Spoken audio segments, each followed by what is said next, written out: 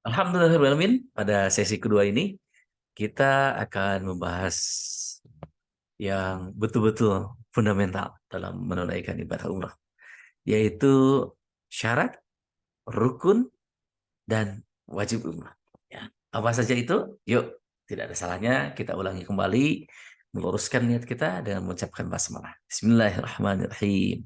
Dan salawat kepada Nabi. Allahumma salli ala Sayyidina Muhammad wa ala ali Sayyidina Muhammad. Ketentuan ya, sahabat semua, ketentuan ibadah umrah. Syarat ialah ketentuan yang apabila tidak terpenuhi salah satunya, gugurlah kewajiban. Yang kedua, rukun ialah ketentuan yang apabila tidak terpenuhi, maka ibadah tidak sah.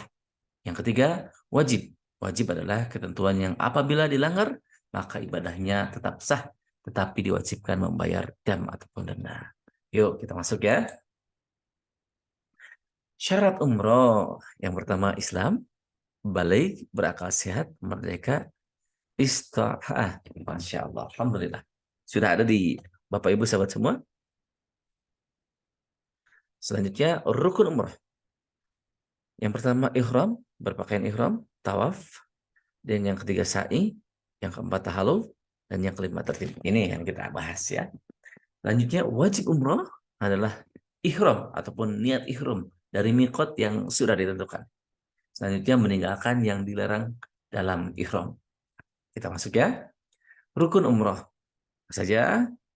Yang pertama ihram, yang kedua tawaf, yang ketiga sa'i, dan yang keempat tahallul. Dan yang kelima adalah tertib.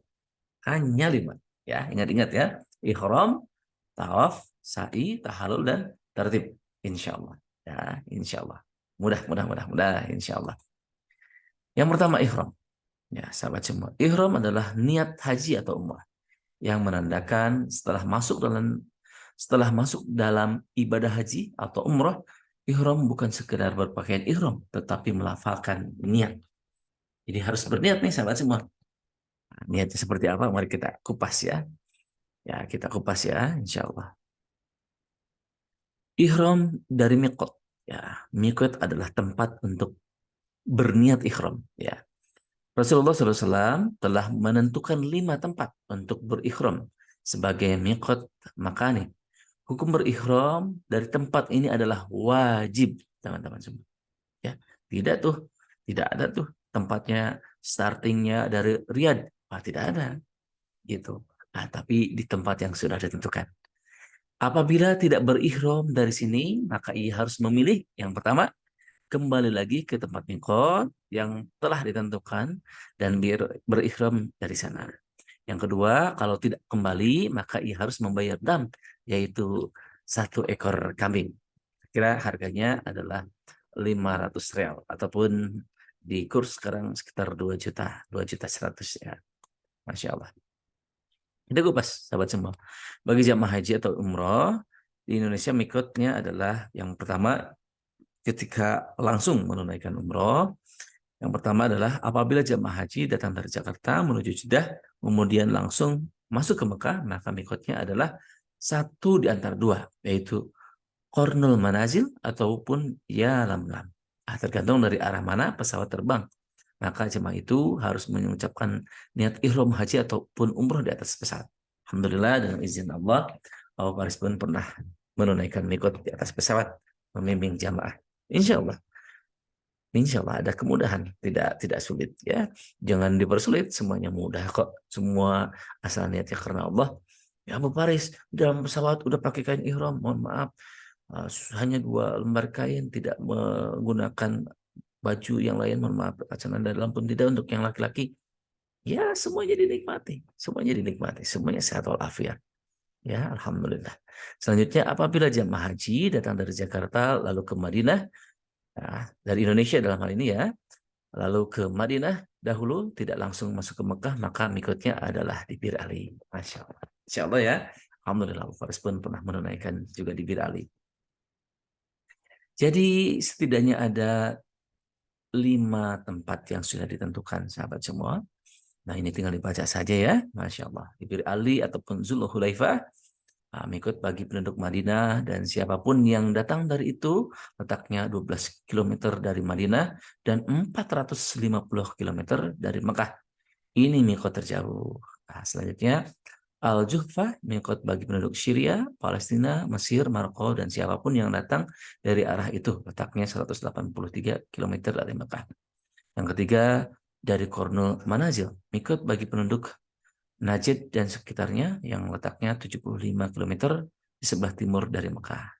Dan yang selanjutnya, dari Yalamlam, mikot bagi orang yang datang arah Yaman, letaknya 92 km di sebelum selatan dari Mekah. Dan yang kelima, dari Zatul Irkin terletak di sebelah utara Mekah yang berjarak 94 km dari Mekah. Ini adalah mikot bagi penduduk Irak dan sekitarnya. Alhamdulillah. Ini ya sahabat semua. Nah, selanjutnya apa lagi Abu Faris? Nah, pelaksanaan ihramnya nih sahabat semua. Yaitu apa? Ya, mandi ihram terlebih dahulu. Mandi sebagaimana mandi wajib yang membasahi dan membersihkan seluruh bagian tubuh dan rambut sampai kaki. Ya, alhamdulillah tidak ada yang terlewat sedikit pun. Selanjutnya membersihkan, merapikan, yaitu disunahkan dibersihkan, yaitu menipiskan kumis, gitu silakan, mencukur bulu ketiak, silakan, gitu ya. Selanjutnya memotong kuku, insya Allah, silakan yang rapi-rapi ya, sahabat semua. Alhamdulillah. Nah, memakai wangian boleh nggak? Boleh, silakan. Deodoran juga silakan dipakai, tetapi ke kulit, tidak dibetulkan ke pakaian ataupun ke kain ihram buat untuk laki-laki. Selanjutnya apalagi Abu Faris memakai minyak rambut bagi laki-laki. Silahkan, silahkan boleh saja. Boleh saja. Tetapi sebelumnya ya, alhamdulillah. Selanjutnya apalagi Abu Faris memakai kain ihram. Ya, insya Allah saat umroh ataupun ihram tetap manasik tetap muka, insya Allah kita contohkan ya.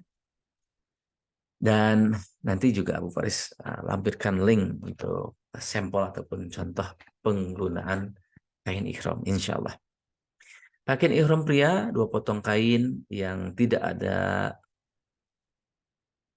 berjahit, yang 1 potong untuk bagian bawah, sebagai sarung, 1 potong lagi sebagai selendang untuk menutupi tubuh bagian atas. Insya Allah ya, dipraktikkan nanti. Nah ini, dan Abu Paris lumayan bawel beneran. Ya. Untuk laki-laki harus di atas pusar, ya, di atas pusar, di atas udel kata bahasa Sunda mah.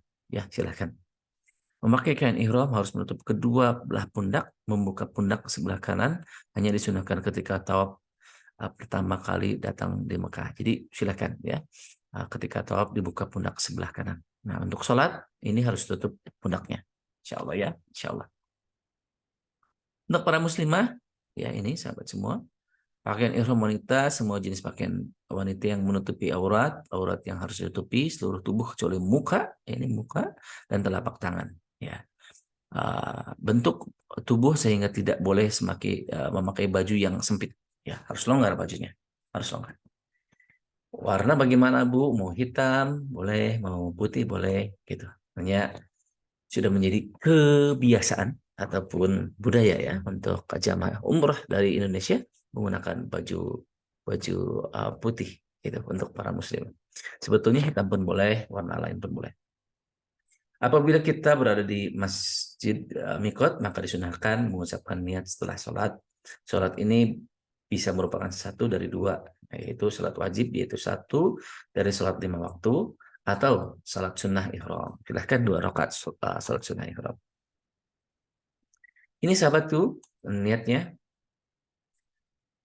Nah, niat umroh dilakukan dengan 2 cara sekaligus diucapkan dengan lisan secara verbal, yaitu diikuti oleh hati. Labbaik Allahumma umratan. Sudah cukup di sini juga.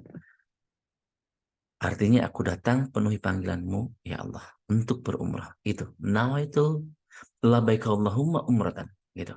Boleh nggak ditambahkan? Boleh, silakan. Nawaitu umrata wa ahramtu biha lillahi ta'ala. Tambahkan labbaik Allahumma umratan wa ahramtu biha lillahi ta'ala. Boleh gitu. Aku niat melaksanakan umrah dan berihram karena Allah Subhanahu wa taala. Aku sambut panggilanmu ya Allah untuk berumrah. Insya Allah itu ya lafalnya seperti itu. Dan insya Allah yang kan takut jangan sungkan. Insya Allah para pembimbing umrah dari Fajar Berkah Ilahi Tour and Travel, insya Allah akan memandunya, insya Allah. Lalu Abu Faris, kalau misalkan saya mau mengumrohkan badal, bagaimana? Bunyinya Bismillahirrahmanirrahim, nawaitul umrata an di situ. Fulan itu disebutkan nama orang tua kita, ibu bapak kita, siapapun yang dibadalkan oleh kita, almarhum almarhumah. Misalkan abah saya almarhum, nawaitul umrata an Badruddin bin Madra'ub wa ahramtu bihi lillahi ta'ala. Gitu. Bismillah ya, insya Allah kita juga bisa menunaikan umrah badal. Untuk mikotnya biasanya di Ji'ranah saat kita selesai city tour ke Jabal Rahmah, ataupun juga kita bisa ke Masjid Aisyah ataupun Tan'im, insya Allah. Selanjutnya membaca talbiyah, sahabat semua. Selepas kita mikot, maka disunahkan kita membaca talbiyah. Labbaik Allahumma labbaik. Labbaik la syarika laka labbaik. Innal hamda wa ni'mata laka wal mulk. La syarika lak. Terus diulang-ulang, terus diulang-ulang, terus diulang-ulang. Sampai mana? Sampai kita memasuki pelataran Masjidil Haram. Itu, sahabat semua. Insya Allah, insya Allah, insya Allah. Nah, insya Allah ya, sahabat semua. Sampai kita memasuki pelataran Masjidil Haram. Insya Allah. Abu Faris, saya nih penghafal Al-Quran. Boleh nggak saya menghafalkan Al-Quran? Untuk sunahnya, selepas kita berikhram, maka kita bertalbiyah di situ. Insya Allah ya. Insya Allah. Dan selanjutnya, insya Allah kita akan lanjutkan di sesi ketiga di larangan ikhram ataupun larangan umrah. Insya Allah kita jumpa kembali selepas ini.